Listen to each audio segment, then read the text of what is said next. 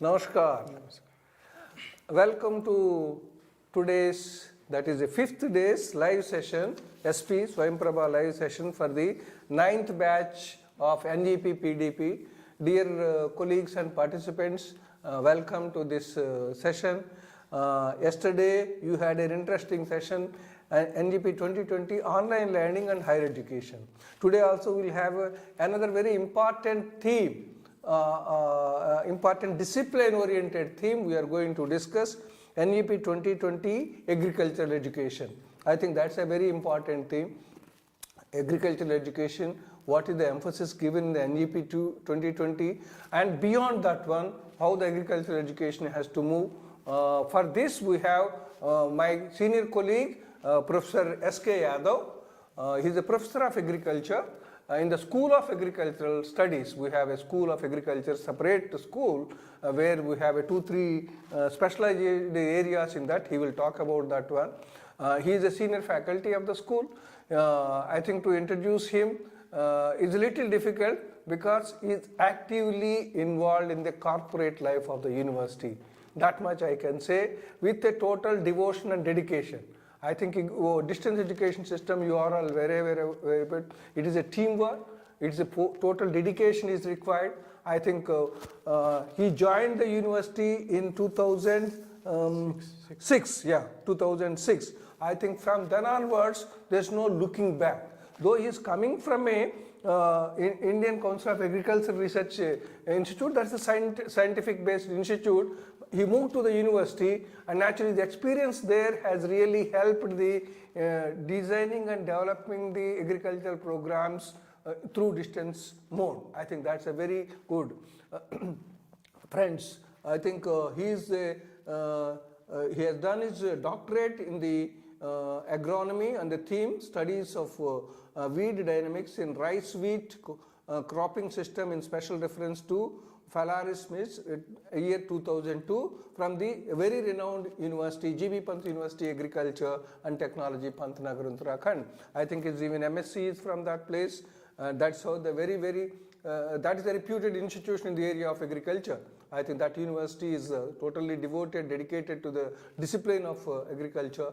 I think he has come from that institute, and after that he joined as a scientist in ICAR 1998. He was there for almost 5-6 years in the ICAR, and then he moved to, in 2006, to IGNO. At the IGNO, he joined as an associate professor, and then he became a professor of agriculture, and then he headed the school 2 times. I think that's why when I said that corporate life of university is an indication what extent, how rigorously you are involved in corporate life. I think Professor Yadav, without hesitation from my side, he has participated in various activities of the university life. Particularly distance education is needed, senior faculty involving the corporate life.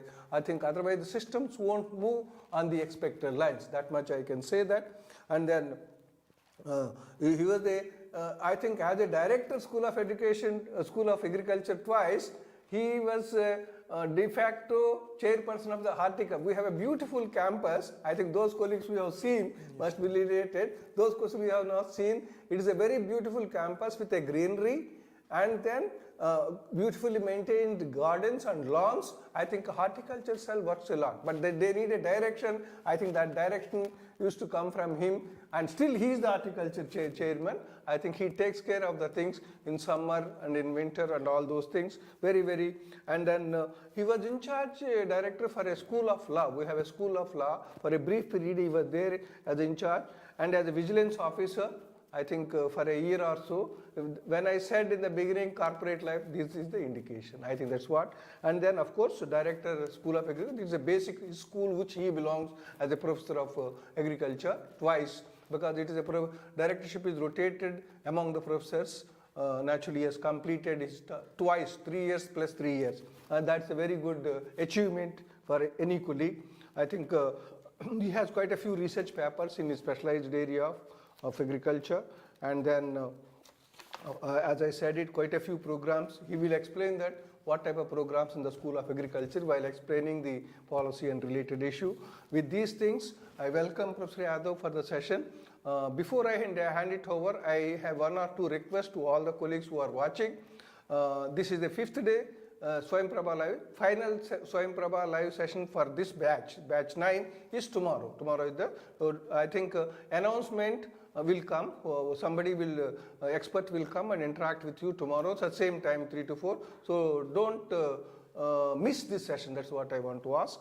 And second thing is, on this particular theme, you can ask the questions through Swayam Prabha chat and even a YouTube channel. You are interacting with us through the questions. We can ask it. And then once tomorrow the last session is over, Swayam Prabha live session, after that you will have 2 to 3 days to take up the tests. That is a DF test and the final test on the Swayam channel. Because many colleagues are confused that they wanted to take because they are attending these sessions, they thought that this is the way I will give that exam test also. No, you have to go to Swayam channel where your welcome message has the credentials for the Swayam channel entering. Once you enter that, there are a number of video programs developed by the experts on various themes of NEP. That you go through that, and then we have the discussion forum, and then at the end of that Swayam Prabha, Swayam channel you enter, you have a test also. I think test we have to do. This is the procedure.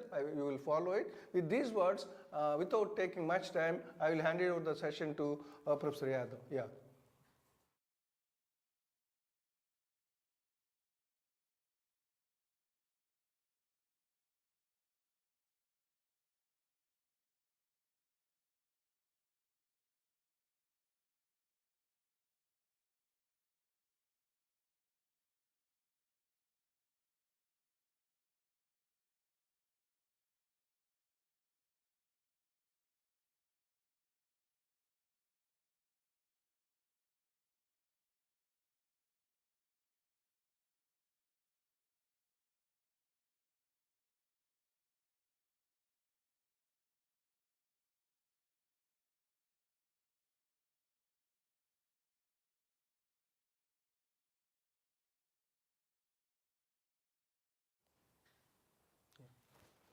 Thank you, Professor Murthy. I'm really delighted to hear from you that I have a contribution in the university, and thank you, sir, if such words are coming from senior colleagues like you. Namaskar to all the audience, and thank you very much for joining this session. Today we are here to discuss about National Education Policy 2020 and its reflections on the agriculture education in this country. As you know that this National Education Policy has come after a long wait in this country, and National Education Policy has advocated several drastic changes in the entire curriculum of this country, entire pedagogy of this country. Therefore, we must focus each and every aspect of the education in this country, and in that line, this agriculture education comes as one of the streams where maximum number of the students belonging to the rural areas are involved. Now, without emphasizing about the importance of agriculture, let us just think that agriculture is backbone of economy of this country, and it has always proven a source of life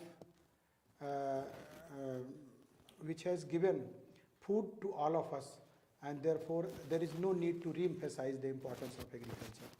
Now, if we are doing agriculture, do we need education? Yes, because there has been a lot of changes taking place in the field, of the field. In the field means when you are doing agriculture, you must be interacting with the nature, interacting with the crop, and off the field means some problems which are resolved by the scientist in the lab or agricultural education institutions.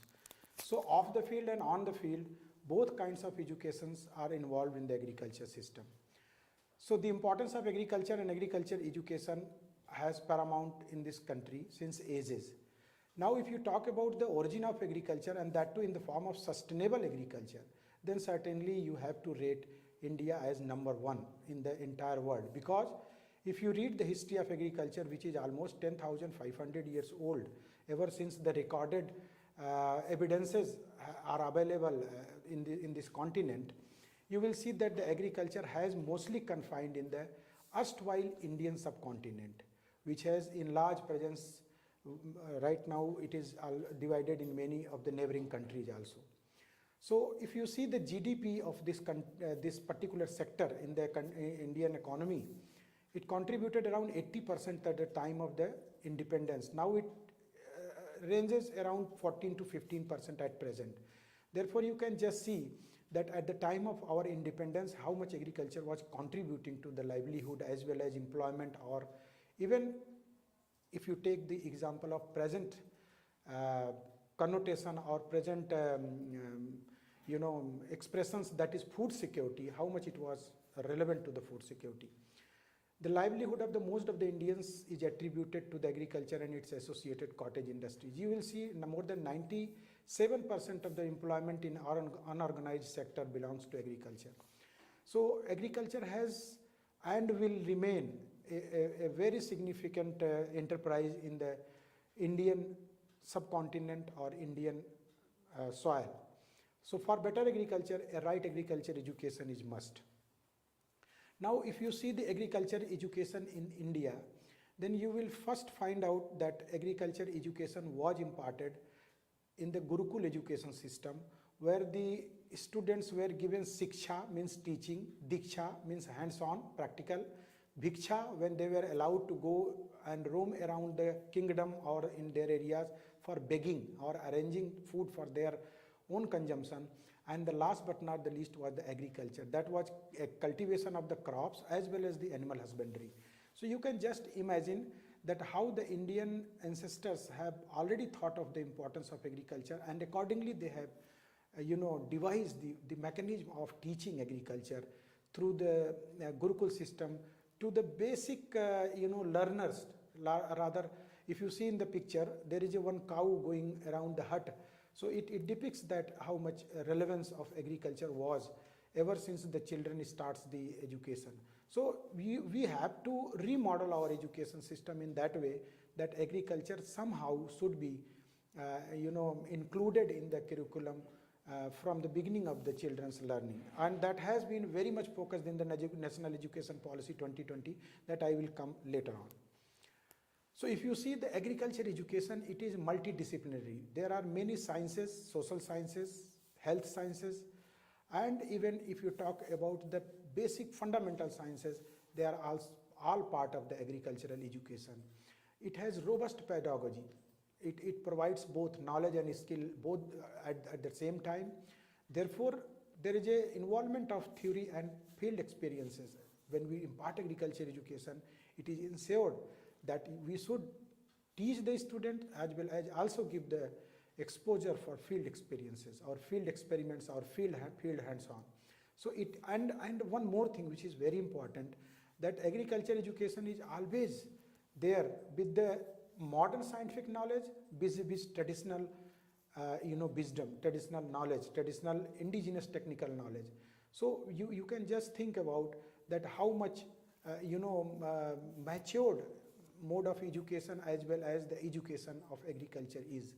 So it is a pure stream at secondary and senior secondary level in many of the states. The state from which I belong is Uttar Pradesh. I have been undergone this agriculture education in my secondary as a pure stream as well as in senior secondary as a pure stream. So such education systems exist in many parts of the country. Even Rajasthan is one of them.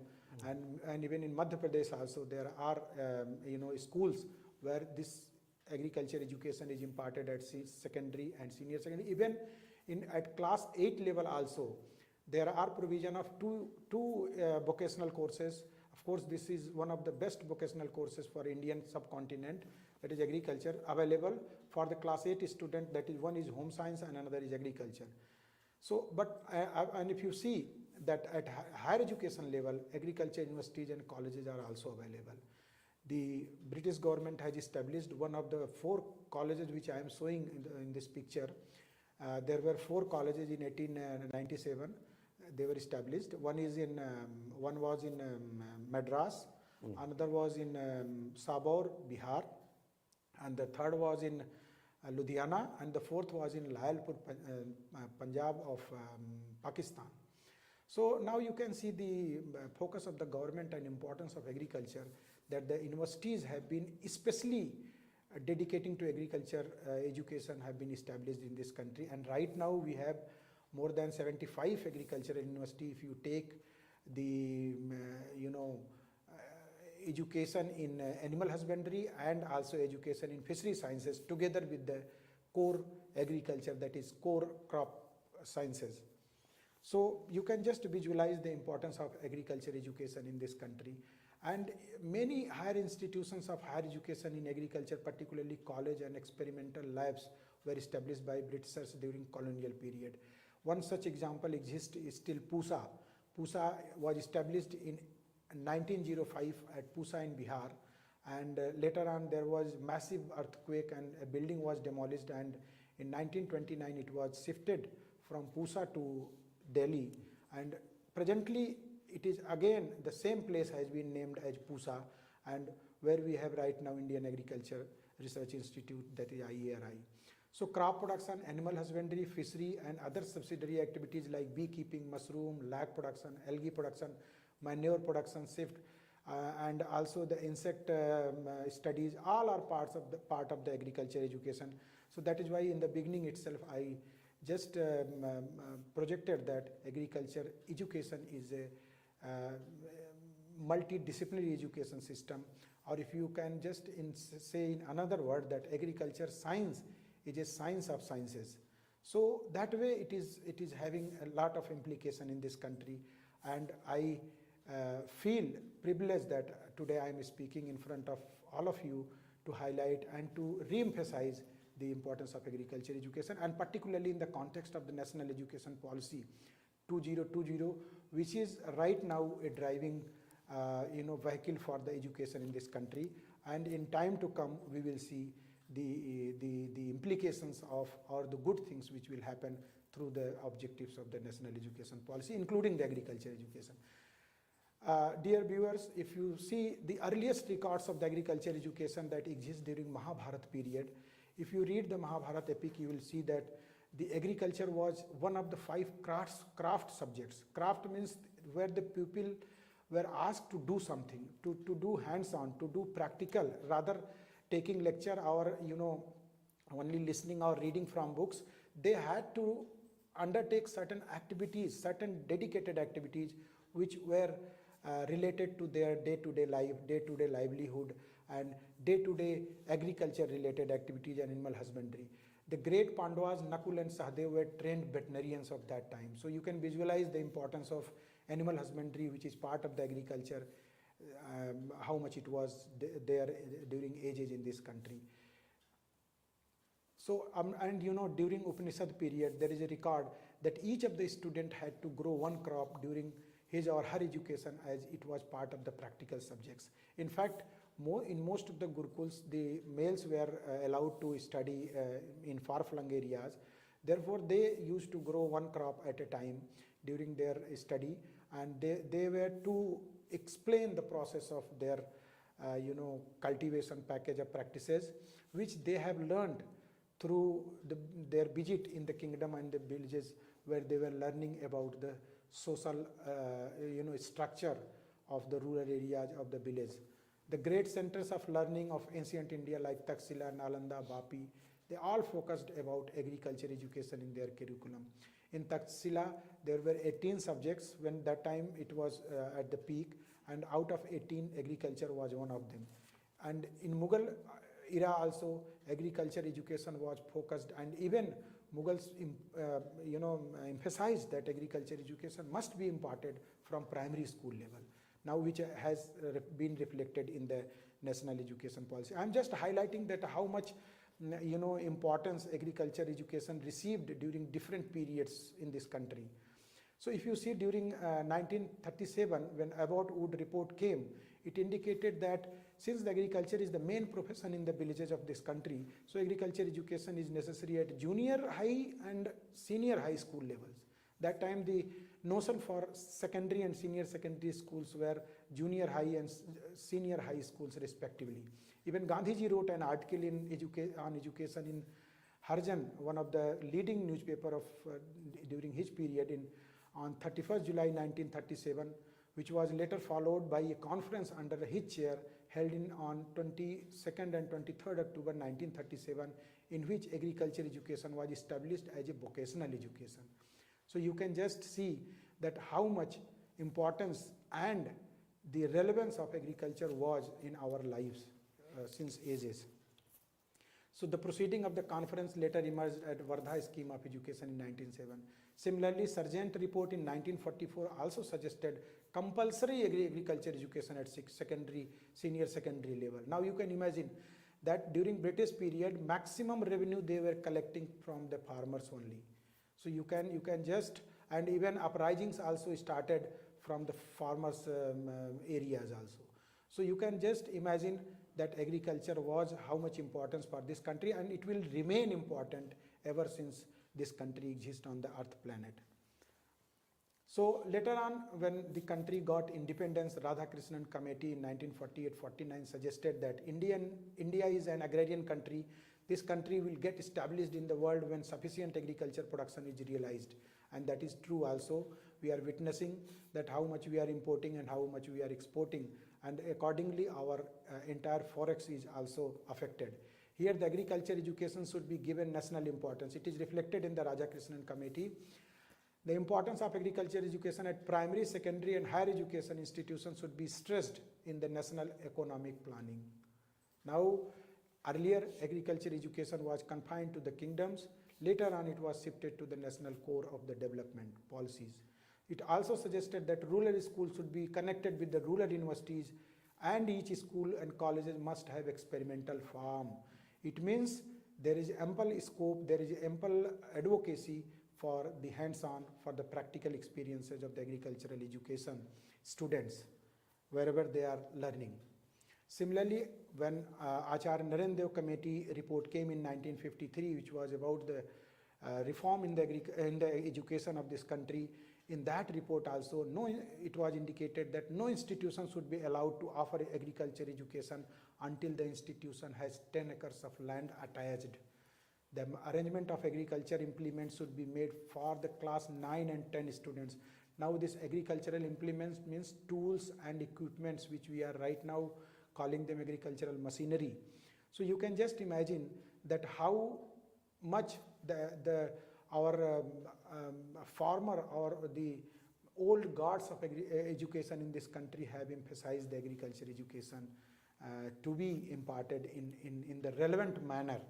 So therefore, in that line of advocacy, this particular committee recommended like this. And it further, in 1966-67, the Kothari Commission on Education, which is a great dent on the education in this country, it says that a special emphasis should be placed on development of education for agriculture and industry.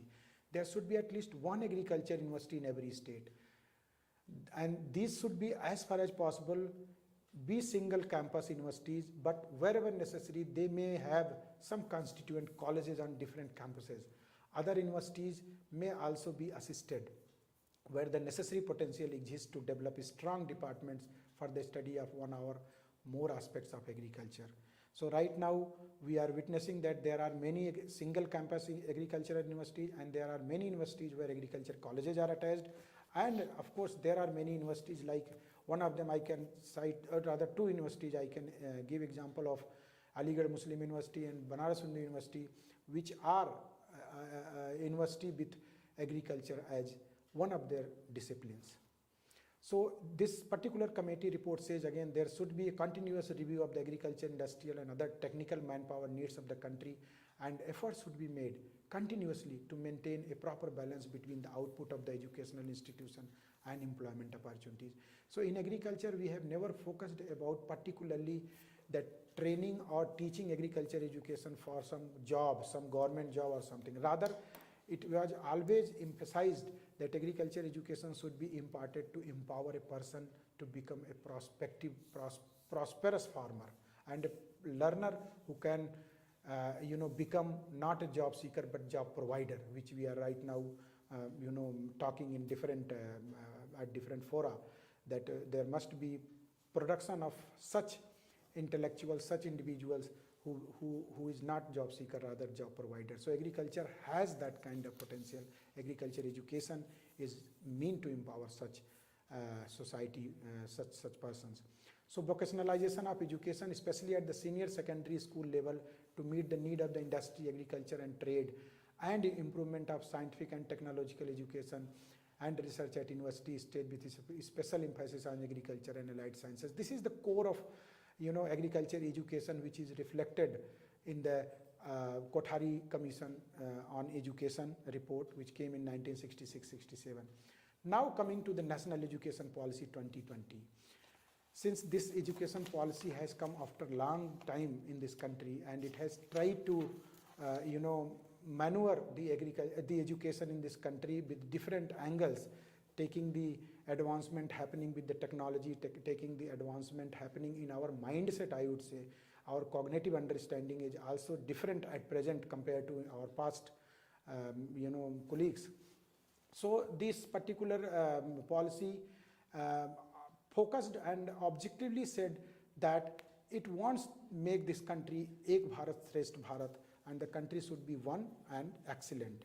It advocates about the need to teach children in local and regional or mother language to build their cognitive state of mind, to enable them to realize own values and culture. And here comes the role of agriculture education, which I will speak later on, how this national policy maneuvers about agriculture education.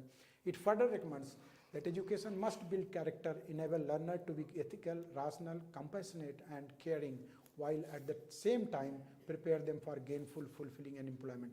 In agriculture education, you must be compassionate, you must be caring, because you are dealing with the live products, whether it is animal or whether it is plant.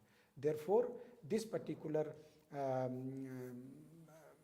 objective of the national education policy, recommendation of the education policy, fits very well in the concept of agriculture education. Here the role of agriculture education comes.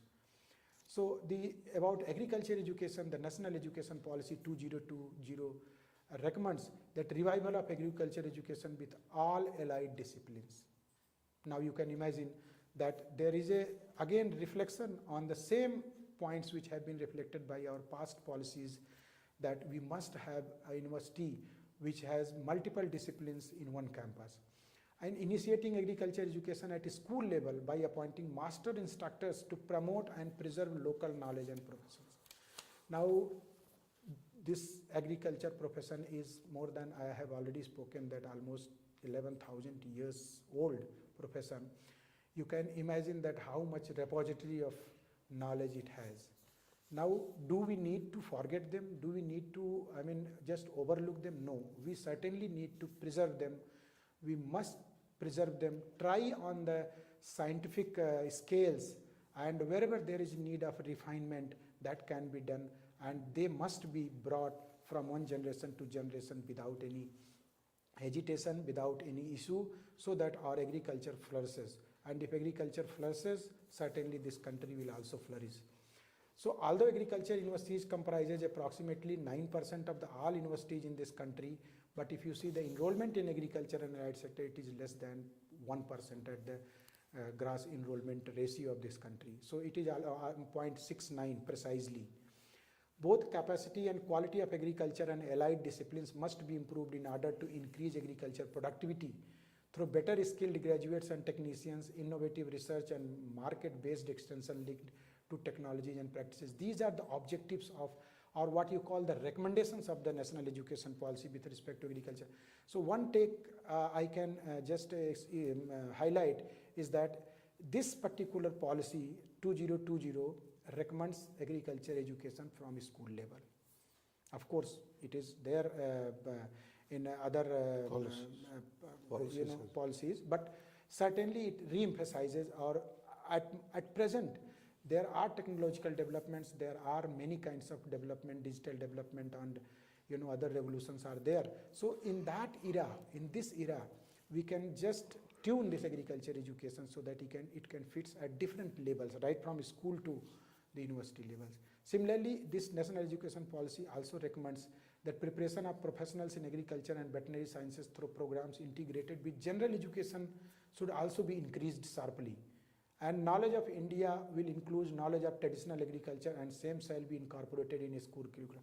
Again, it is emphasizing about the preservation and reutilization of the traditional wisdom which our forefathers have gathered and refined and innovated during their course of action in agriculture. Specific courses in tribal ethno-medicinal practices, forest conservation should also be developed. Now coming to the teaching agriculture, this is the important aspect which we have to discuss in today's lecture, today's discussion, I would say. So now you must have understood, or you must have simply seen that how much agriculture education has received the attention of the policymakers, attention of the different, I would say kings, or the institutions, or the the different eras. So we simply need not to worry that we need something different in agriculture education. Rather, we have to simply look back to ourselves. Simply we have to look back the institutions who have preserved the knowledge of agriculture, and there are many areas in this country where still agriculture is being done as per the existed practices of almost 5,000, 6,000, 4,000, 10,000 years. Like tribal areas, hilly areas, if you go there, you will see agriculture in its sustainable manner. People call it primitive. I will not call it primitive. I will call it sustainable, because you won't find any distress in the farmers, in the society living in those areas. So let us just think that how we should teach agriculture. Now, since this National Education Policy 2020 has already suggested and recommended, and we have to do that, agriculture education must start from the school level. Therefore, how you are going to do it? Suppose we as a teacher need to educate our children at primary school level, then what we need to do? Certainly we need to only demonstrate the things, because agriculture has live products, so you can just bring the children, demonstrate with them, discuss with them, devise small play with them, and you can simply talk while they are taking food, that how food is, from where food is coming, how these food ingredients are collected, like rice, flour, and pulses. And even you can take them for some fun walk in garden, and you can identify plants, and limited my studies can be made. So that can actually bring a drastic change in the cognitive status of the children. So I think as a teacher, we must be focusing about devising a specific pedagogy for different levels, and every level will vary: primary, secondary, senior secondary, of course the higher education. So I will be discussing about those things separately. So suppose if you are a teacher of secondary and senior secondary school, then you must include 25 to 30% theory, like introductory part you discuss in the classroom, and then you take them maybe afternoon to their garden, to the field, and 75 to 80% must be included in the field visit and demonstration. A student may be encouraged to grow at least one plant during this time, because still I recall that in secondary and senior secondary old curriculum, the students are required to grow one crop, one seasonal crop, which is of 6-month duration. Say for example potato, tomato, or any vegetable crop during winter season, or during summer season. Similarly, vegetables can be grown, which can be grown in a small area without much drudgery, without much requirements. So practical exercises on tools, processes, and of course on animals must be included in your curriculum, because the agriculture is incomplete without animals. So therefore the importance of animals should start from the secondary and senior secondary students, and so that they are aware about the importance of animals in our life. Of course the children are taught at primary school level about the animals, but in a different connotation. We must link the animals' utility and their uses in agriculture as well as in our daily life, whether it is through their product which we are consuming like milk and other products, or any other thing which are related to the animals like transportation. In many rural areas still you will find that horse carts are there through which the people are being transported. People are going from one market or one place to another place through the use of those things. So they are also utilized equally in the agricultural processes, like plowing in many areas. Many areas you will find that these horses are used for plowing the field also. So likewise, we have to devise the pedagogy, we have to devise the mechanism of teaching agriculture in the secondary and senior secondary levels. Now higher education, at graduate and undergraduate and postgraduate levels, use of multimedia is must. And this university, Indira Gandhi National Open University, uses multimedia enormously in its curriculum, in its pedagogy, in its teaching learning process. And we must follow national curriculum framework. Now you may be aware that Indian Council of Agricultural Research, ICAR, is the nodal agency in this country, which has Dean's Committee. There is one committee that is called Dean's Committee. This committee meets at every 5 years, and they evaluate the existing curriculum, and then they modify or they suggest the new curriculum of agriculture education at undergraduate and postgraduate levels. So we as a teacher must be aware, if we are in the higher education system, that national curriculum framework is there, where sufficient lab and theory, 50-50% provision are there. So we must be aware, and there must be practical crop and animal production sites. There must be in theory as well as in practical. And nowadays, the national education policy as well as the government of India has also advocated that there must be adoption of the villages for by the institutions, even including our institution also. We have also adopted many villages where we are imparting education, or we are intervening and we are bringing the higher education to the doorsteps of the villagers. Likewise, if you are from a higher education institution as a teacher, you must see that your institution has already adopted, or if has not already, then must adopt some villages where agriculture is done for the livelihood of the villagers. That will actually guide, that will teach the students the real practices, the practices which are happening at the farmer's field.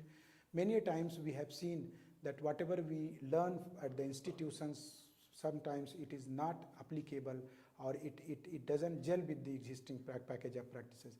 But if you have adopted and you have placed your children, students to learn the package of practices which are with the farmers for many years, or the existing, they can understand both the lab-based experiments as well as the package of practices being practiced by the farmers in their villages. So that will actually make them a true potential Indian farmers, a farmer which is equipped with not only the awareness about handling the digital media or the nitty-gritty of the modern day life, but also equally with the modern agriculture package of practices vis-a-vis the traditional wisdom. So adoption of villages are must with the institution, particularly where education is imparted in agriculture. Now, open and distance learning in agriculture is also happening, and our university, Indira Gandhi National Open University, is having one school of agriculture out of 21 schools of studies, and this particular school is dedicated to devise programs, undertake need-based training programs in the specialized and allied sectors of agriculture, and we have specialized certificate and diploma programs. We impart agriculture education with the help of multimedia, and of course we are also going in the online education. But hands-on experiences are must in the agriculture education. Therefore, it is imperative to see that how we are going to impart agriculture education. First of all, we must be aware the mode of its transaction, must be aware about the various package of practices which are happening, must be aware about the technologies which are available for the adoption of the farmers. So your education, actually agriculture education, will not only help the cognitive building of the learners or the farmers per se, but it will facilitate the adoption of the technologies which are otherwise dying in the labs only. So the transfer of technologies from lab to land and its effective adoption can only be enhanced with the effective agricultural education or agriculture education. So see that agriculture education is imparted in that way that you are not only focusing about a classroom based education, but it should also go hands on, full experiences, full visits, full of discussions, and of course students should be allowed to go for practical crop production. Like if you see the requirements, the faculty must be trained to impart education based on science and traditional wisdom. Again coming back to traditional wisdom. Traditional wisdoms in agriculture must be included in your curriculum. Without that, it is incomplete. Agriculture education is location specific. Agricultural production is agroecological based. Agriculture production system is agroecology based or location based activity. Therefore, it should be imparted in that way also, in local language, in mother tongue, or if it is highlighted at the national level, of course any language can be used, but we have to ensure that at grassroots level, when we are bringing a technology from lab to land, there must be sufficient awareness in the trainer about the traditional wisdom of agriculture of that locality. So like about weather information, soil information, plant information, animal husbandry, insect and disease of plant and animal. I mean, you have to have information about all these aspects, product development, preservation and value added product and many other things. Even a small example I can cite, that you must be aware that wheat is sown, for example, in X area at what time, what is the best time, what is the mid time and what is the late time, and after which date a person cannot go for sowing of wheat in that particular locality. For example, if you take example of Karimnagar district of Andhra Pradesh, then you will find that best quality rice seeds are produced in that area and farmers are growing almost 3 crops of rice in 1 year. Every time they are growing rice. So if you are a teacher from say northern India, you must be then aware about the local package of practices, how it is being developed there, how farmers are doing, if you are supposed to teach the farmers of Karimnagar or even in Andhra Pradesh. So likewise, just one example I have cited.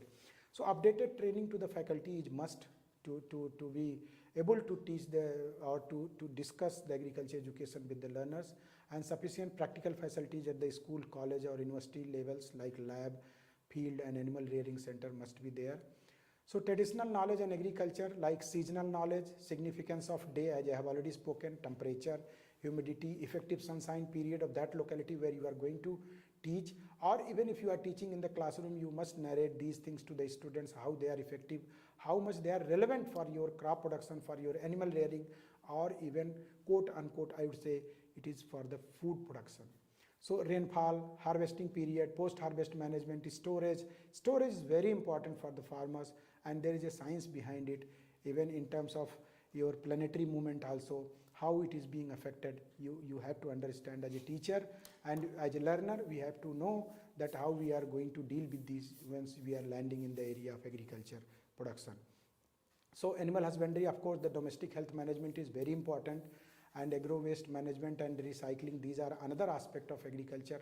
Modern agriculture as well as past agriculture, these things have been at their helm, and it has proven that how much they are significant to the agriculture or food production. So practical crop production and animal production must be included in our curriculum. That will actually at higher education level, that will enable the learners to have hands-on and to learn about the real package of practices which can be practiced by them once they are going for field experiment in their agriculture or in. So this is what if you are as a teacher, if you are evaluating, then of course theory exam and practical exam both you can undertake, and you can devise suitable mechanism for the evaluation. So thank you very much for listening me patiently. Thank you.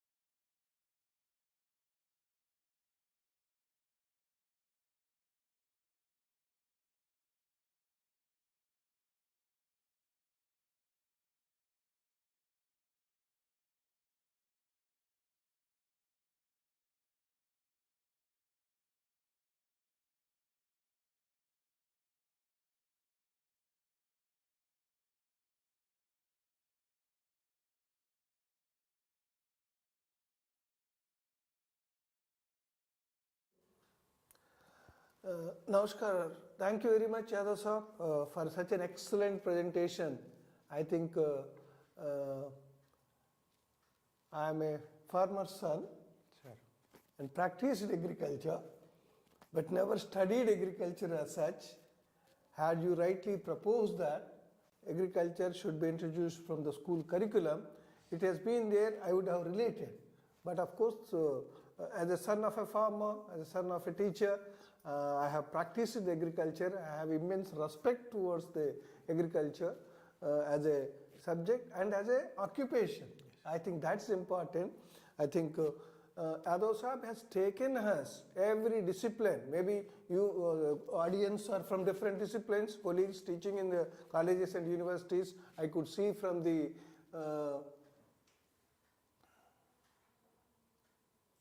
I think many of them are from different disciplines, but they said it's a very, very informative session. I think Yadav Sahab has taken from the Gurukula system to the latest modern education and various policies he touched upon. I think emphasis given in the various policies, starting from the pre-independence and the post-independence policies. I think even Mahabharat period. Even Mahabharat period he touched. And that's how he illustrated the things what he wanted to teach. I think even if you are coming from any discipline, I think now these things are very important. I think I noted down the statistics when he was rolling out. I think GDP 80% was coming from the agriculture one point of time, and that has come down to 14%. I think it is a almost what you can say that I have I cannot explain that. Only Yadav sir can explain that one. What is the implication of these things? The implication is that we have grown industrially like anything after independence. Yeah. So industry had that time almost minus contribution in GDP. Yeah. And since agriculture had that time a lot of artisans also in rural areas, so entire economy was actually, it is not 80%, it was more than 90%, but of course since it is written, then we can say that it was 80%. Because if you see the pre-independence India, almost everybody was involved in agriculture or allied sectors. Or allied per se doesn't mean that it is a distant industry, rather it was very much knitted or closely knitted industry with agriculture. Still, and how it has got reduced, how its contribution has reduced, because many of the artisans, many of the cottage industries have taken place, full-fledged industry form, and they have become fully mechanized, and they have started exporting or contributing in the national economy independently. That is why agricultural GDP contribution has reduced. Moreover, if you see in our country, I will not hesitate to say that still we have to stress about the export of agriculture like anything, because the present export level is not sufficient, not enough, because you are also from a farming community, and we all know that how much food wastage we are incurring every year. If we can convert 50% of the wastage into our monetary gain, that will by any means, export or product development, or even for domestic consumption also, probably its contribution in GDP will drastically increase. Still 58% of the population are dependent completely on agriculture for their livelihood. So GDP is calculated how that 14%, I am not aware, but one thing I can say, that if you visit in the length and width of this country, you will realize that the importance of agriculture is still very much there in the country, and it shall remain forever. There is no second opinion on that, Yadav sir. There is no second opinion. So by data I can agree, but one thing is required, as I have already spoken, that we need to scale up our export. Scale up. I think the implication of this thing, I think Yadav Sahab related the agricultural education and with the NEP 2020 policy and various other policies. I think one thing is agricultural science, he emphasized that it is a multidisciplinary science. And that's a very important, friends. Understand that multidisciplinary. The total focus of NEP-2020 is on the multidisciplinary. Yes. Link it these two things. I think, suppose every department has, every college has a botany department, every college has a zoology department, every college has a related chemistry department, also, physics also. So once you have those chemistry department discipline, now under the multidisciplinary approach, why can't you add agriculture straight away? And that will be very easy. Easy. I think when I was listening to him, immediately struck to me, and the policy NB 2020 emphasis is on. I think is the all the single disciplined institutions Must be converted. Yes. Has to come. It's not easy.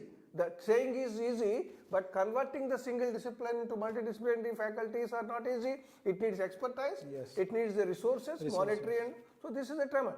But where the existing colleges have the disciplines related and linked closely to agriculture, can be added agricultural education. I think Yadav further emphasized is that the school level, where the agriculture as a discipline is involved, as a curriculum, part of curriculum is introduced long back. But maybe on the way, even the vocational education in the 70s and 80s talked about various welding, other things, but agriculture also. Yes. But only thing is it was not translated into a large scale, this thing. I think now this is an opportunity. Maybe, I think as far as the production food grain is concerned, is it sufficient to the growing population of India, or now it is of course sufficient by now, but in future it will have implications, and therefore we need to get educated for scaling up the production. Why I ask that question is because of this thing. The movement, actually traditional education, I know that we used to go and toil with the land and water and soil and these things, but naturally now everybody, our own children, they don't want to go and see that one. But we experienced that one. So naturally modernization of education comes, modernization of agriculture, modernization of agriculture process will attract the students. Along with the modernization, Yadav towards the end highlighted that the agro waste management is a very important thing. It's not a waste management in general is important, particularly growing cities, agro waste management. So once you introduce a modernized topics like that with a technology, actually you will be attracted the children towards the school curriculum. Now just Dr. one thing I would like to highlight, you have raised very valid and very significant point, which I have already emphasized. Of course, it needs re-emphasization, because agriculture used to be a zero carbon footprint profession. Now if you see the modern agriculture, it is somewhere a very, very distant profession compared to zero carbon footprint profession. There is a huge amount of carbon which is left undecomposed, or carbon footprint in the environment from the agriculture. Why we are doing it? So therefore here comes the role of agro waste management. Now how we are going to do it? The techniques are available, indigenous package of practices are available, only we need to adopt them.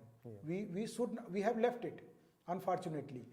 It should be rather brought back in our practices, as well as of course in curriculum also, because without curriculum people will not get empowered, because there is, I see in many parts of the world, many parts of the country, that there is a generational gap in terms of package of practices, knowledge about agriculture.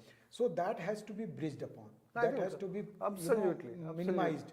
And agriculture education is the only way through which we can modernize. And thankfully, the National Education Policy 2020 has allowed us, given scope to all of us, that we can remodel our agriculture education, taking example of the past objectives and methods we practice, and mix it both the traditional methods and the modern technology, which is advocated by National Education Policy also. I think this is I think quite a few things are leading towards that. One is the multidisciplinary approach, and the scope for the employment generation. If you see the in between, I think the moment you link the agriculture with the technology and modern techniques will lead to the employment as well. 100%, But industries, yes, it is absorbing a lot, but still we are many are unemployed. Technically, if you see, there are many industries which are completely agro-based. Agro-based. They are also called industry,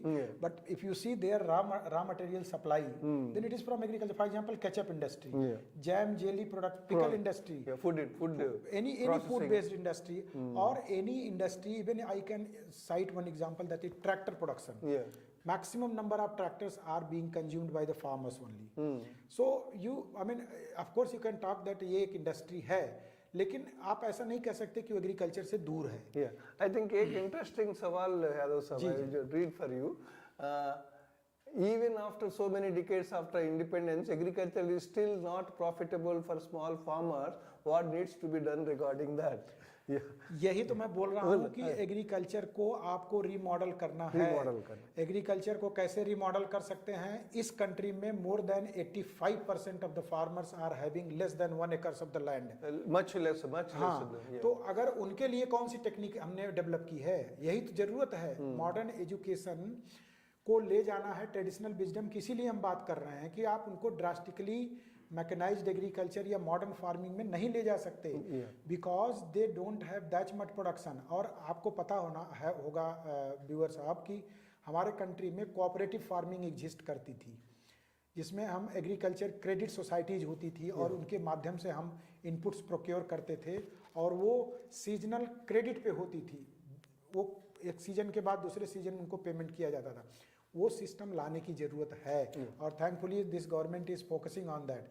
so I agree with you कि small farmers are not in profit.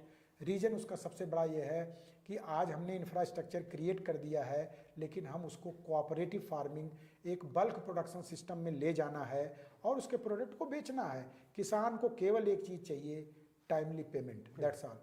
Everything he will. I think Yadav, you rightly said, the country which had seen the green revolution long back, I think we have the capacity, we have the traditional methods.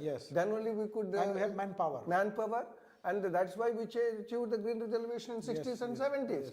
I think not that we are lagging behind on that front. Only thing is, how to incorporate the modern technology and modern methods of farming at small farmers level. Small farmers ka bhi, how to manage that. Of course, generally I used to listen, I could not understand that, because as you said that every farmer has a less than 1 acre and much of it.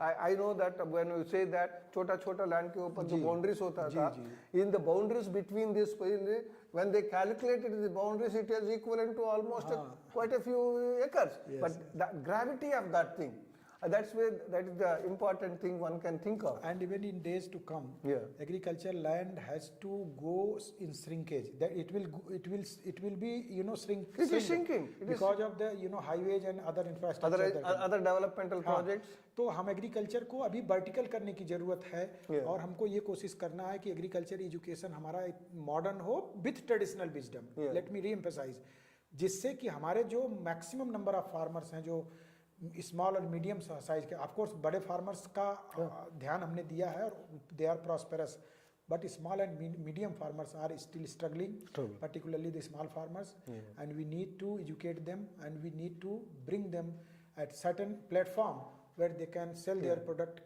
by joining hands together. Yadav sahab, session has raised quite a few interesting questions, but time is running out. I think colleagues said it's a very informative session. I think does the book An Agricultural Testament by Howard Albert tell you about agriculture practice of India? Someone recommended it. Yeah.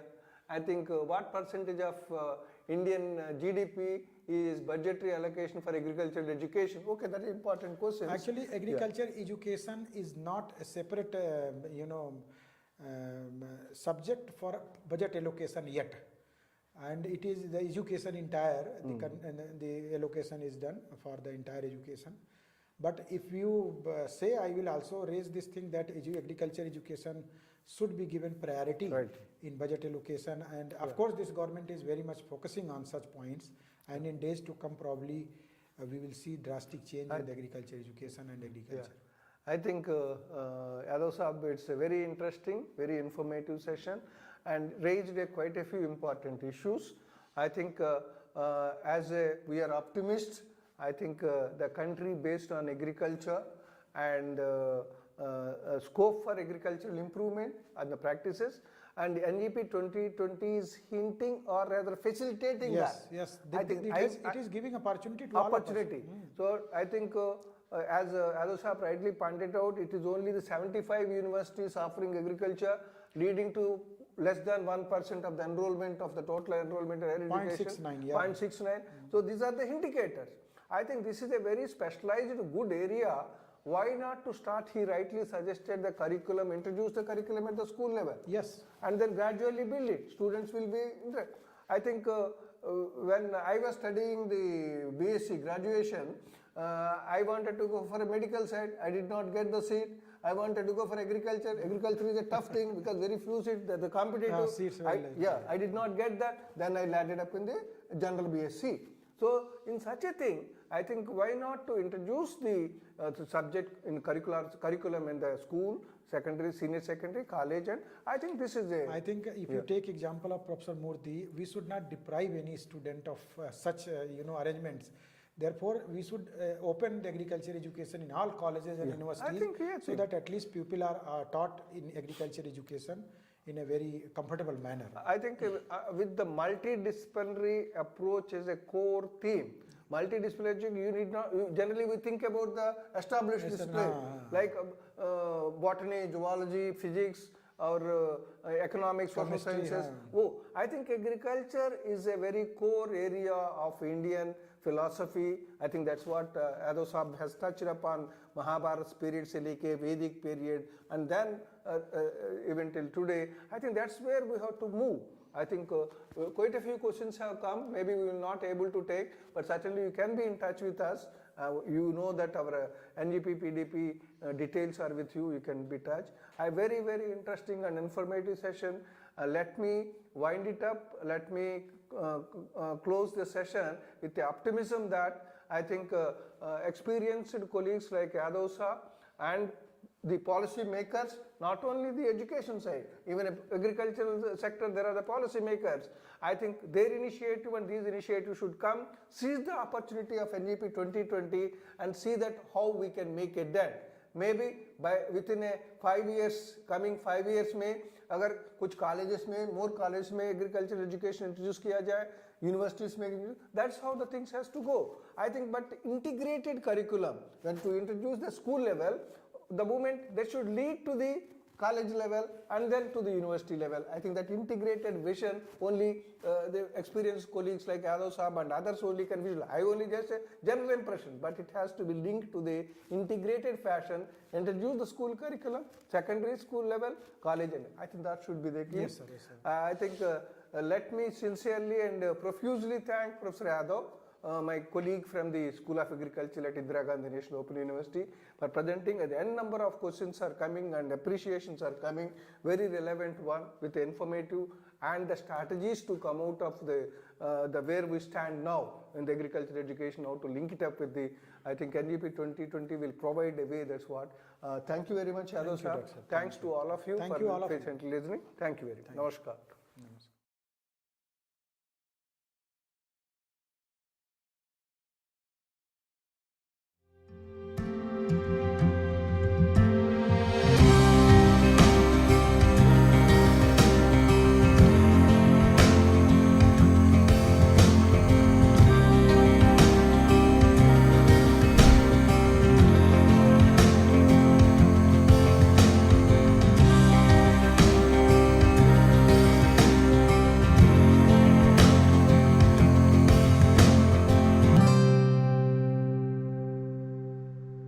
I'm Sudeep Jha.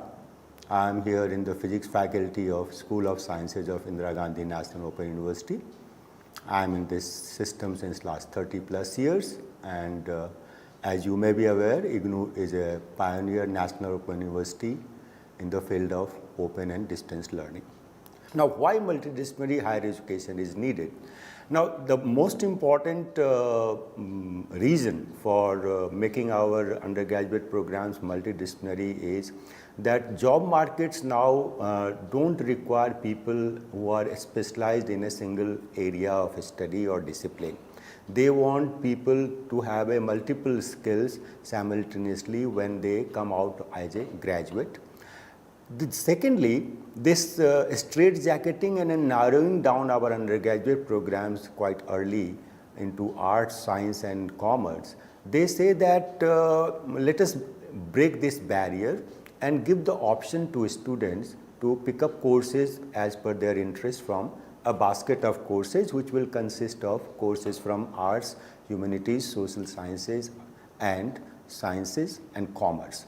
So that liberty can be given, and this multidisciplinarity actually, as Professor Pandey said, that now the emerging knowledge is being created at the interface of two or more disciplines. Pure disciplines research is of course there, but the societal demand is such that two or more disciplines have to work together to solve the emerging problems of the society.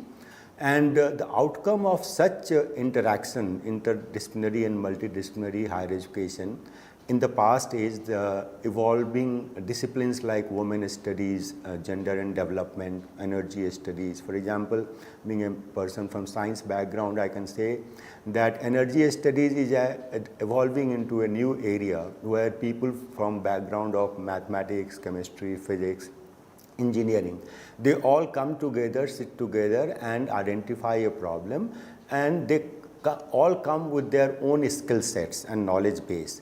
So that kind of an interaction has given rise to new disciplines like energy studies, public policy, Asian studies, Canadian studies, etc.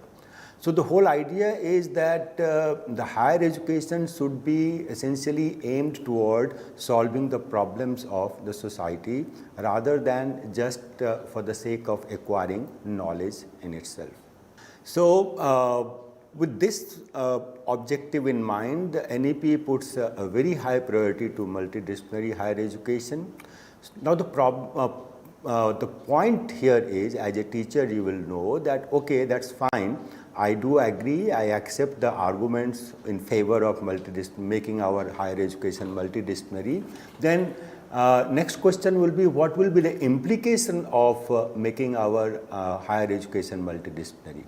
Now there are implications on various fronts. First is the institutional implication. As I mentioned, that institutional implications is that universities and colleges have to become multidisciplinary rather than unitary.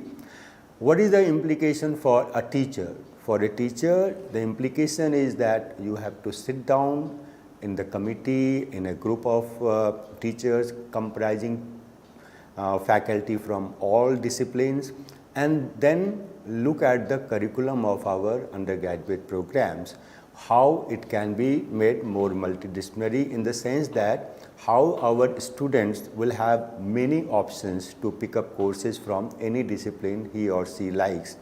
Of course, the overall structure, it's not free for all. Overall structure will be there, which we expect any time very soon from UGC.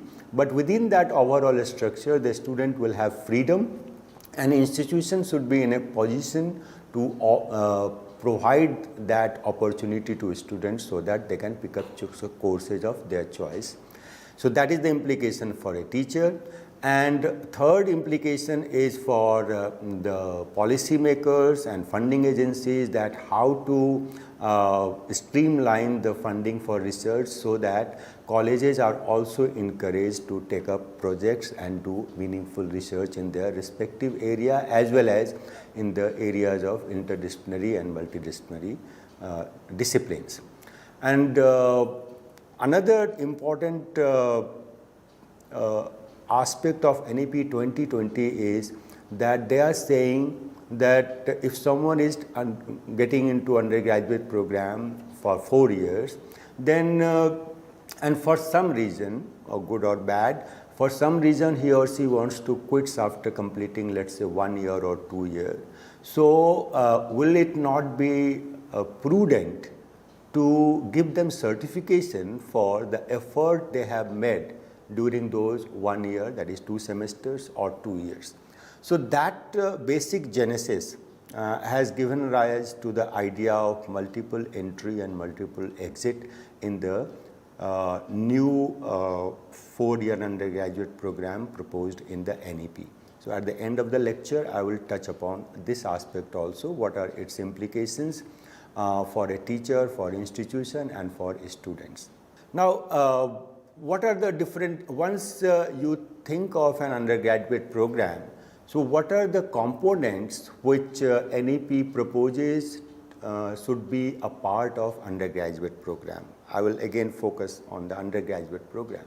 So these are the major components of any undergraduate curriculum which NEP thinks that universities should think and work out a structure for their undergraduate program. First is nature and type of courses. You can see that first is the traditional discipline-specific courses. Now, discipline-specific courses have been further categorized. I will come to that later. Another is the vocational and skill courses. On the right-hand column, you will see that whatever may be the credit, creditization is another aspect of NEP, which was earlier available only with professional universities. IGNOU is an exception. IGNOU as an university started this credit system way back since its inception. So I will come to that also later. But whatever the total credit is for the entire undergraduate program, 50% of roughly, these are all rough estimates, but these numbers will give you an idea that what it takes to make your undergraduate program multidisciplinary and holistic. 50% weightage goes to our traditional discipline-specific courses. 16 credit worth of vocational and skill courses is a compulsory requirement for any undergraduate program. Third category and component of this new multidisciplinary holistic undergraduate program is life skill courses, environmental studies, value-based courses and global citizenship education. So this is a new component which was earlier missing from the structure of most of the undergraduate programs in our country across the universities. Fourth component is field projects, internship and apprenticeship that is aimed towards two objectives. One is that they want that undergraduates should get an experience and live-in feel of the workplace that will come through internship and apprenticeship as well as with the society. As on date, by structure, no undergraduate program envisages, except for say bachelors in social work, where they have this component as a compulsory component for students to visit the sites and society.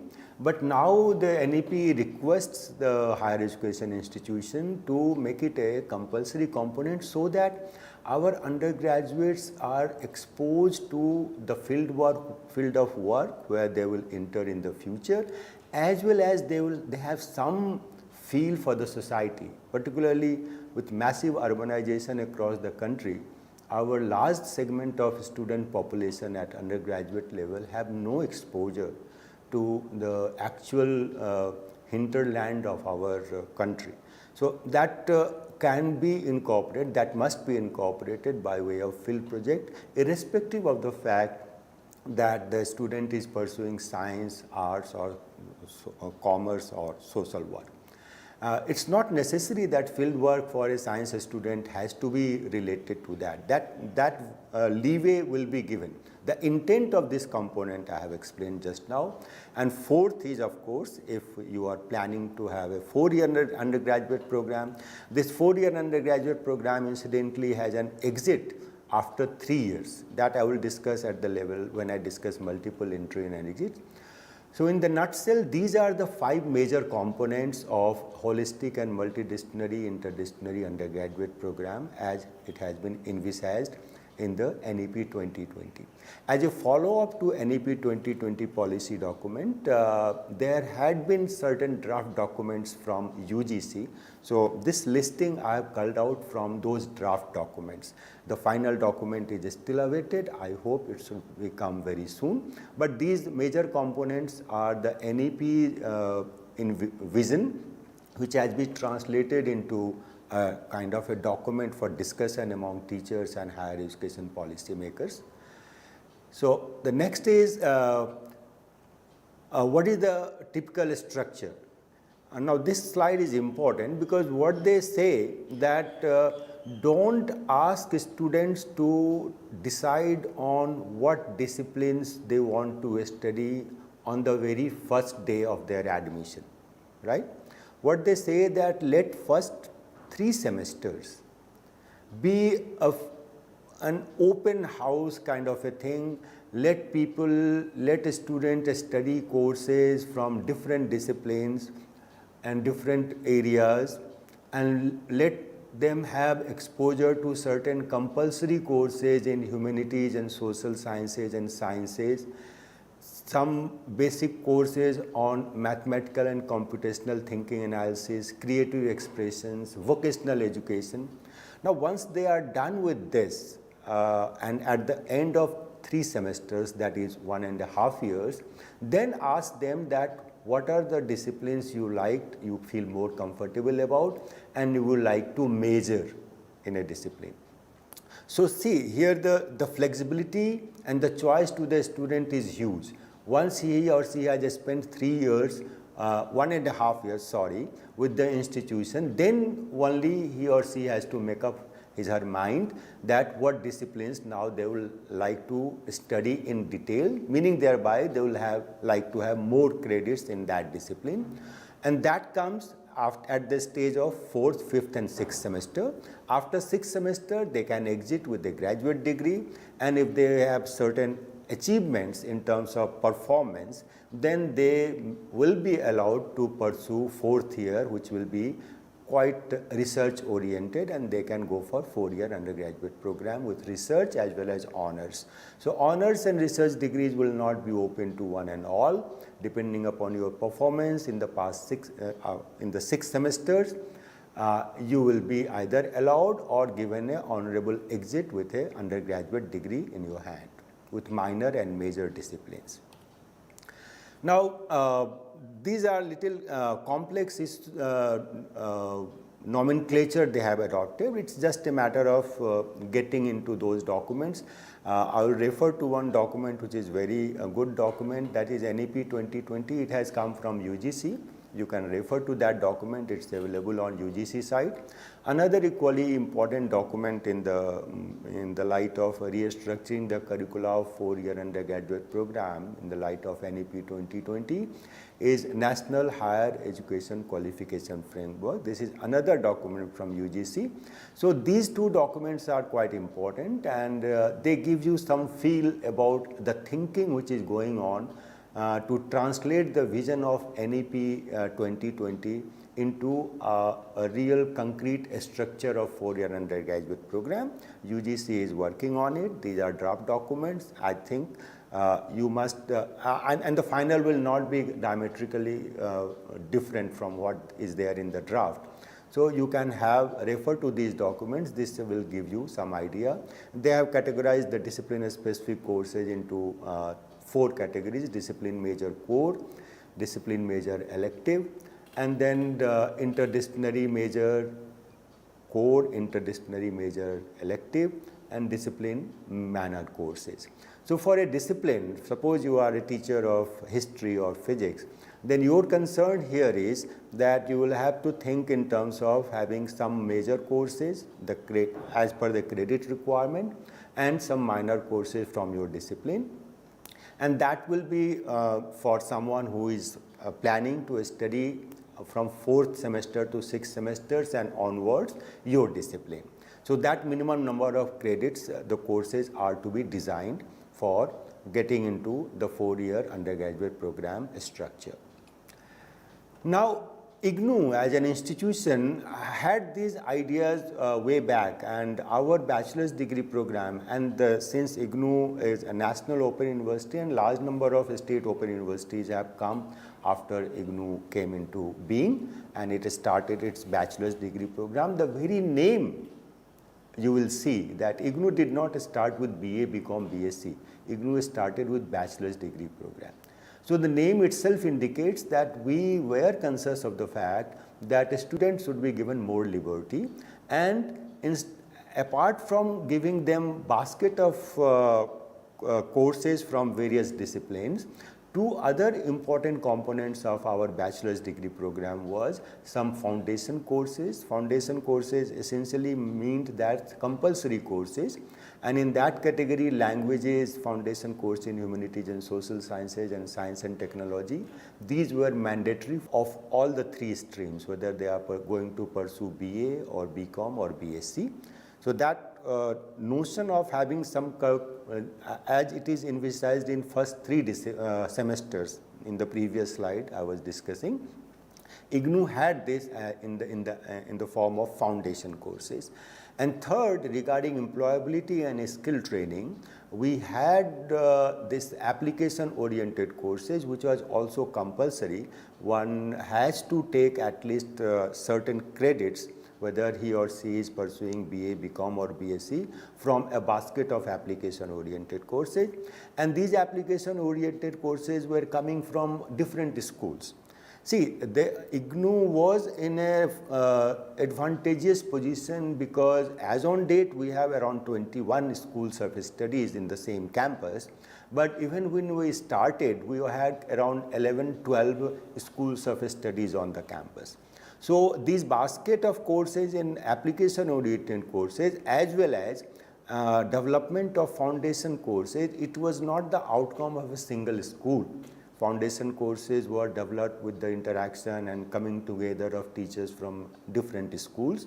Similarly, application-oriented courses, it was a basket in which different schools gave courses, and they were open and available to all students of BA, BCom and BSc. So the very name gives you an idea that this whole idea of giving choices and giving multidisciplinary undergraduate program to students in a limited way, because there's life skills and field internship, those were not the compulsory components in our earlier BDP program, but it was definitely one step closer to what has been envisioned in our NEP-2020. Now, what was this again bachelor's degree program? The unique feature was that this was the first undergraduate program offered by a university which was credit based. Credit system, as you may be aware, in our country was essentially the domain of technical universities, primarily IITs and professional IIMs maybe. But IITs definitely yes. And in the university system, this credit system was first introduced by IGNOU way back in 1990. Now, with the coming of NEP, the entire undergraduate program across the university are credit based. In fact, this credit concept has come into university system of normal undergraduate program a few years back in 2014-15. When this choice-based credit system came into being, and undergraduate programs were designed accordingly. But in case of IGNOU, it was from day one our undergraduate program, and for that matter all our programs were credit-based. And in terms of giving choices to students, it was compulsory that a student has to study minimum 2 disciplines, and there was no bar as such, but they can study up to 4 disciplines. In terms of making our undergraduate holistic, we incorporated foundation courses, as I mentioned in the previous slide. For employability, it was addressed by making AOC compulsory for all students to take, and all open and distance learning programs are very flexible in terms of space and time. And formative assessment. Assessment is another important component. I think you will recall from Professor Pandey's graph, which says that understanding is very poor, but the pass percentage is high, and that constitutes almost 50% of our undergraduates. So that's a cause of concern on which teachers have to ponder that how to make assessment a true certification of the competence of the learner. So in that regard, making formative assessment an integral component of assessment was also initiated by IGNOU from its inception in undergraduate and all other programs offered by the university. Now CBCS, it came 2014. That was another major restructuring of undergraduate program. But it is just a comparative thing. Now that NEP is going to give us a new curricular structure for undergraduate program, there is no need of going into the details. CBCS is not going to last for very long unless we have, by the time this 4-year undergraduate program is in place. But speaking from IGNOU's point of view, we found that CBCS was quite restrictive compared to our earlier BDP program in terms of choice of courses, and then BA, BCom, BSc were treated differently. For BSc, CBCS expects that you have to study 3 disciplines. For BA, it was only 2 disciplines. Then generic courses is a little ambiguous. There is no clarity what is intended to be achieved by generic courses. And for 3 years duration, you have honors program also, and BA, BCom, BSc General also with different credits. And skill courses have been there, but there is no clarity that what is the intent and how one should develop skill courses, what learning outcomes are expected of the skill courses. But that's besides the point, because CBCS is going to go very soon. Now, if you map the courses, then you say that you will find that our IGNOU's program, first 3 components were already there in one form or the other, but the last 2 components were not there, and therein lies the challenge for open and distance learning. All institutions, whether it is dual mode institution or exclusive open and distance learning institution, incorporating last 2 components of 4-year undergraduate program as envisaged in NEP is going to be a challenge. Why? Because ODL, by its very structure and nature, handles large numbers.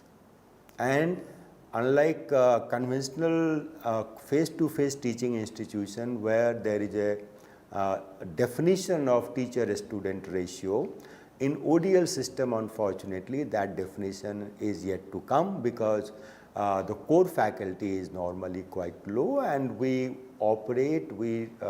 teach with the help of large group of teachers across the country in higher education system who work on our behalf as academic counselors. So the challenge is to incorporate these 2 4th and 5th component in the undergraduate program through ODL as per the NEP 2020. So these are the issues I will highlight for ODL institutions when they look for implementing the vision of NEP 2020 to make their programs multidisciplinary and interdisciplinary. First is, of course, is a matter of details that can be handled. That's not a problem. The problem will be, for example, the enrollment in IGNOU undergraduate program, annual enrollment in IGNOU is roughly 12 lakhs. So out of those 12 lakhs, roughly 60 to 70% students are enrolled in our undergraduate programs. So for such a large number, how to organize field projects, internship and apprenticeship is going to be a challenge. ODL institution teachers have to ponder on this fact. And then next challenging thing is that with such a small core faculty, how are you going to go for a 4th year in bachelor's degree where you need to have a substantial component of research, which needs very close interaction between a student and a teacher to make it a meaningful research project or research training. Next challenge for ODL institutions is that what kind of collaboration they have to strike with different skill and vocational centers, because their students are quite widespread and the students are not coming to the campus where you can have vocational and skill training centers. So you have to work out some kind of a collaborative arrangement with industry and other agencies which are expert in giving skill and vocational training to give that component of undergraduate program to your students. Now, these are maybe this may become restrictive issues when you go to your main mandate of reaching the unreached, because if you are catering to people in the remote areas, then all these facilities of internship, apprenticeship and research and vocational and skill training, so it will be restrictive for people who live in remote areas. So that will be a slight deviation from the basic objective of ODL institution, where they intend to reach the unreached. And of course, last but not the least is that when you are handling such large numbers, large quantities, then what methodologies you will adopt as an institution to maintain the quality, particularly when it comes to incorporating these new components of undergraduate programs. So these are the issues I think which ODL institutions and policymakers in ODL institutions have to think of seriously, so that their undergraduate program is no way inferior and it is at par with the best of the higher education institution in conventional face-to-face mode. So now coming to the next issue, which is multiple entry and exit. In that context, I will again refer to a document from UGC. It's available on UGC website. You can refer to it. It is called National Higher Education Qualification Framework. Of late, there had been a concern at the policy level that we have to benchmark our different higher education programs, whether it is in the area of vocational training or in the area of skill training. And the culmination of all this has come into the form of a document, which is, of course, in UGC website you will find that it is a draft document, but it's a good document and the final document would not be very much different. So you can refer to this. Now, NEP says, I mentioned in passing, that the time a student puts in with you as undergraduate, whether it is 1 year, which is 2 semesters, or 2 years, which is 4 semesters, so should not, and for one reason or the other he or she wants to discontinue and leave, then it is necessary that it is desirable that we give them some certification. So this is about exiting system. The NEP has says that after 1 year of study in chosen discipline, you give the person a certificate, and the courses he or she has completed in the first 2 semesters, that is 1 year, has to be at the level of 5 in this NHEQF document. They have labeled different courses, and every level, if a course is to be pitched at, let's say, level 5, then they have listed in very great detail that what should be the learning outcome for this course, what should be the assessment methodology and things like that. So after 1 year, that level 5 courses, if they have completed, including certain component of vocational and professional areas, then only you can give them a certificate after 1 year. And this certificate will enable the learner for 2 things. One is that he or she can come back to you after a lapse of, let's say, 1 or 2 years, then he or she will straightway join second year. And second is that he or she can go to any other university also and tell them that I have done this certificate, so give me admission to the second year of your undergraduate program. So that will be the freedom to students with this scheme when it is implemented in our higher education system. Same holds true for after completion of 2 years, he or she will be given diploma, and the courses have to be in tune with what is expected in this document at level 6 courses. And after completion of 3 years, the student will get a bachelor's degree, and the levels have to be commensurate with the level 7 courses of this document, National Higher Education Qualification Framework. And 4 years bachelor's will have 2 streams, and they both are to have level 8 courses. One can go towards course based honors degree, and another can go towards research based 4-year degree. So all these both the streams in the 4th year, one will lead to honors degree, another will lead to a bachelor's degree with research. And all the courses in the fourth year has to be at the level 8 of this document I am referring to. So now this multiple entry exit essentially recognizes the fact that effort a student has made must be awarded, that is one. Second is that if he or she comes back to the higher education institution, then his or her prior learning and certification is given due recognition, so that he or she can complete his undergraduate program in the least possible time.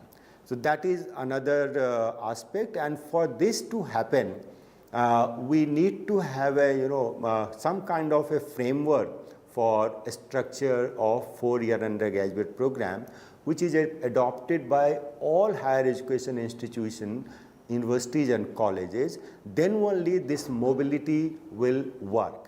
So in that context, it is necessary, and I am very sure that the regulator must be thinking on those lines. They are working on it. Some kind of a broad framework for a 4-year undergraduate program is likely to come very soon, and accordingly that will give a lot of freedom within, and accordingly universities can design their 4-year undergraduate program. So I think with that I have given you some idea that how this holistic and multidisciplinary and interdisciplinary undergraduate program can be implemented, executed by thinking on these issues which I have highlighted in today's lecture. Thank you.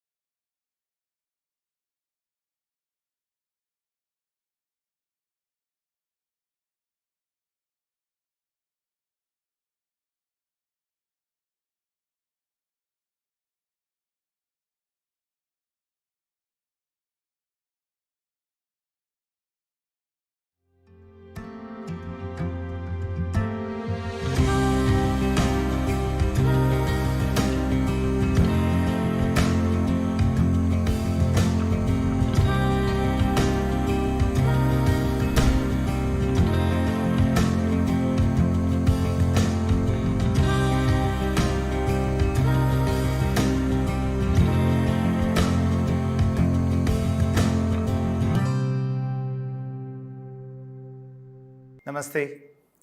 Today I will speak on governance of higher education institutions. We all know NEP-2020 talks about holistic development of educational institutions. How holistic development of educational institutions will happen? It depends upon the quality of teachers, the quality of infrastructure, the quality of leaders, the quality of academic as well as administrative leadership, and the environment. The quality of textbooks which are available, the quality of projects we are talking about, and at the same time, how we are looking at education. Education, actually, it's so simple. It is a human making process, how to make a man a perfect human being. How an educated person should work with the development of the nation. How the development of a nation is connected with education. How education and its peripherals like textbooks, teachers, classroom deliberations, the quality of students, the quality of library, the quality of ICT which are available, the quality of sports infrastructure, yoga culture, music art, the science, the laboratories, how they are connected with development. Yes, they are connected with development because development is not only money. Development is not only construction of building, construction of roads, construction of dams, or making something that we are very rich, we are affluent, we are good. Development of a nation is development of human being. Development of human being depends upon the development of education, the quality of education, the quality of teachers, the quality of textbooks which they are speaking about. Whether our textbooks are speaking about 60% of our population who are living even today in villages, the water bodies, the lakes, the pokers, the trees, the agriculture activities, the quality of farmers, their health, their food habits are all related to the development of the nation. The nation itself is identified with the people, identified with the students, identified with the healthy women folk. How a state, how a nation is caring old age people, how a nation is caring about transgenders, the old age people, how are being treated by a nation, how transgenders are playing an important role in the development of a nation. The leadership, academic leadership as well as administrative leadership has to talk about the untouched domains of the educational system. Education is not making money. Education is not making only technology. Education is not making only furnitures or buildings. Education is making all. Education is distribution of food, equal food system to everybody, distribution of education to everybody, distribution of health care to everybody. Who is uncared, untouched, has to come into the fold of education. It's only possible from a great academic leadership. How we can build an educational institution? It's very easy. We can build educational institution with the help of our own heart. Then only head, then only the knowledge, then only it will come the rules of principles of administration. As Gandhiji once said, a leader should be supported by his own heart, supported by the ethos of his own society, the values of his own country, how the Indian values, Indian ethos are always kindful towards the have-nots. How it is possible? It is only possible these things should be laudable in our textbooks. Our textbook should be in our mother tongue.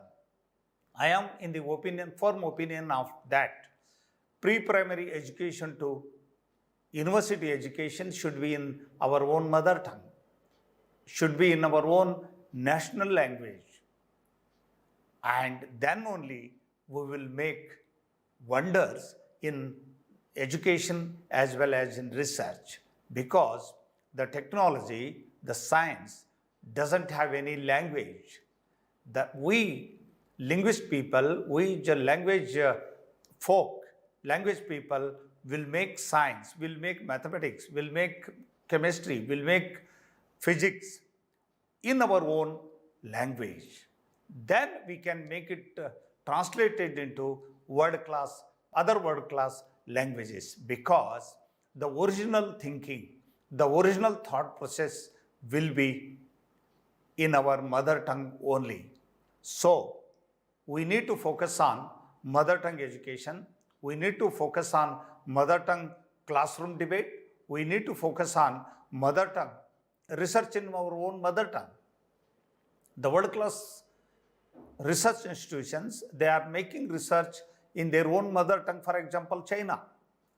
So then we should come from our own silos. We should come up from our silos that we should make, because English, yes, we need English, but English is not everything. English is not mathematics. English is not science. English is not music. English is not yoga. Yoga is yoga. To learn yoga, we need not to know any language. We should be able to know the yoga. To prepare a food, Indian culinary art is not English or is not any language. It is an art. It is a skill. It is carpentry. It is yoga. It is music. It is tabla. We need to learn that skill. The training of our own students, the training of our colleagues has to take very seriously about mother tongue education, mother tongue training, mother tongue research, and mother tongue conversations in classroom and debates in public debates also. Because through mother tongue, we can make wonders. Our students of our nation, we're all struggling to learn English. We are struggling with a foreign language. We are struggling with a language where its roots are not enrooted in our culture.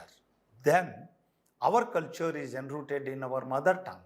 So we should understand, thanks to NEP 2020, thanks to our Honorable Prime Minister, they are talking about mother tongue education. Our Indian scientists now they are focusing on research in mother tongue education. So mother tongue education, classroom debates, and a leader who is talking about education development, nation development, institutional development, that conversation must be in mother tongue only. Then only our stakeholders will come to know the cent% zeal. They will come to know the essence of our conversation. The essence, what I would like to convey a message to my colleagues, it's only possible in mother tongue. It's only possible in our own language. A leader should understand the legacy of our Indian languages. A academic leader should know the legacy of our heritage of our Indianism, Bharatiyata. How Bharat is great, how Bharat was rich, how Bharat is scientific, how Bharat is hardworking, how the women folk is hardworking. The revolutions, the white revolutions, the white flood revolutions, the green revolutions, or production revolutions, they are all possible only because of women folk. It is only possible because of the people from the rural background, the people from tribal background, the people from slum background, the people from hard zone areas or hard working people. How tribal students are very good in sports. Why they are very good in sports? It need not to be researched because it's open, because they have been trained by the mother nature to be hard. They have been trained by the habitat, by their own jungle, that they have to be strong to live. Now education, now the nation should utilize the DNA of tribes to make a sports university in the country, dedicated sports university in the country, so that we should be able to give a message to the world. One can make their future even in sports, even in wrestling, even in running, even in high jump, even in long jump, even in tabla, even in harmonium, even in yoga, even in Indian culinary art, even in singing, one can make wonders. Yes, we need to know technology, we need to know medicine, we need to know nanotechnology. Before that, we need to know Indian music, we need to know tribal medicinal system, we need to know the knowledge system of our own mothers and sisters and nanimas and dadimas. Educational institutions and their leaders have to understand Bharat, have to understand our nation through its roots, how rainwater system has been a technology in our own country. A person who is a farmer, who is a very small land holdings, but he knows rainwater harvestment, and how they know how to preserve the forest, preserve the food, preserve the wealth, preserve the natural resources. These things should come into educational system, should enter into textbook, should be part of our classroom deliberations to make our education, to make our classroom deliberations vital, make very vibrant. It's only possible if we teachers are ready to learn more skills, more education, more subjects, and more dimensions of education, because language is most important. Indian languages are most important languages, but at the same time, we should be able to make a bridge between Indian languages. How translation plays an important role to make a bridge between these languages. And I would like to assure you all, even the great administrators of the best institutions of the nation, that industry is going to grow a big industry, bigger than any industry now. So how we are ready to make the students, how we are ready to make our human resource to take up this job opportunities. We have to think about the World Economic Forum, which is talking about new skills of the world. Within 10 years, how new skills are coming. After 20 years, how new skills are coming and jobs are vanishing. By end of another 20 years, World Economic Forum, according to its survey, says that 9 crore jobs are vanishing. In their place, machines will be available to serve the humankind. Now our education leaders should think how we can make a future out of this crisis. Crisis always create futures. Crisis always create opportunities. We educators, we leaders have to be ready to train ourselves. At the same time, we have to be ready to train our own teachers, to train our teachers in modern technology, to train our teachers in modern skills, to train our teachers in new domains, where opportunities are, endless. Opportunities are seamless. It's only possible if the vision of a academic leader are very clear. If he is visionary, if he can see the future, how it is changing, how technology is going to change, how textbooks are going to change, how the psychology of parents, how the society is going to be changed, how the psychology of the society is going to change, what are the necessaries, what are the demands of our industries, and how their demands will be changing within 5 years, how they are going to change in 10 years, and how the academia, how our textbook, how our research are preparing themselves. It is the lookout of a academic administrator. Academic administrators, we should be always ready to learn. We should be ready to learn the success stories of our neighborhood, the success stories of our habitat. Examples should not be given from foreign countries. Examples should not be taken from American countries. We should be able to produce success stories out of our neighborhood, out of our villages, how a villager has made wonders by growing tomato, by growing mangoes, Alfonso, how lime grower made pickle industry. These small interventions of the society will have a great impact on the students as well as teachers. So we teachers, we administrators should be able to always vigilant towards our habitat skills and neighborhood success stories. So we need to train ourselves in our mother tongue. We need to train our mindset to be always ready to learn, ready to open, ready to accept the hardcore truths of the future, the needs of the industry, the needs of the society, how society is going to change, how internet is making business. Only through internet, transport companies, how they are making business. Only with the help of internet, how other companies, business companies are making shelter to people. Without having a hotel, without having a home, without having a space, how business avenues have been abundantly made available. It's only possible if we are able to make the internet as part of our business, as part of our education, as part of our administration.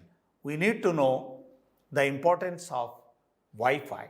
We need to know the strength of our own students, the strength of our seamless strengths of our own teachers, and the parents who are now talking about only engineering education, only talking about only medical education. We need to train them. We need to convince them. Music is also equally important than medicine or engineering. And sports also equally important, because sports keep us fit as well as our heart and head. And now the government of India, now the world is going to make a future even in sports. It's only possible if administrators are always able to research on the neighborhood skills and neighborhood whereabouts. And at the same time, we have to keep an eye on the changing moods of our institutions, changing moods of our own teachers, changing moods of our own textbooks, changing moods of our society, changing moods of our catering industries, service industries, changing moods of our computers, changing moods of our laptops and mobiles, and at the same time, changing moods of our birds of our campus, changing moods of our flowers, changing moods of our green leaves. If an administrator, an academic administrator is vigilant, ready to learn, and ready to be practical, more practical, ready to think the future, and he or she will be very much successful, because through the opportunistic view, through a vision that going to make wonders in the future, it's possible to make today only, create today only tomorrow's opportunities. It is only possible through a visionary leader. My friends, we all know, world is changing, time is changing, the rainy seasons are changing, the sunlight, the moonlight, the trees, the flowering, the fruitery are changing, food habits are changing, living habits are changing. But we need to be strong with the Indian ethos of our own society. We need to understand the concept of Rama, the concept of Dharmaraj, the concept of yoga, that do well and you will get the well. Do good things, you will get good things. Do always, follow always the best things. Don't follow crossroads. Don't go for making money very fastly. If I do as a academic leader, if I follow these things, my teachers will follow, my deans will follow, my head of the departments will follow, my young teachers will follow, and students also will follow. My dear friends, we must understand, my words will not be trusted by the society. My words will not be, my preaching will not be trusted by my corps, trusted by my colleagues, will not be trusted by my students, my activities. My doing will be seen and followed by my friends and my society, as well as even my own children. So the great poet Kabir Das said, Kathini and Karni must be one. The words and the doing must be one. My friends, let us believe the philosophy of India.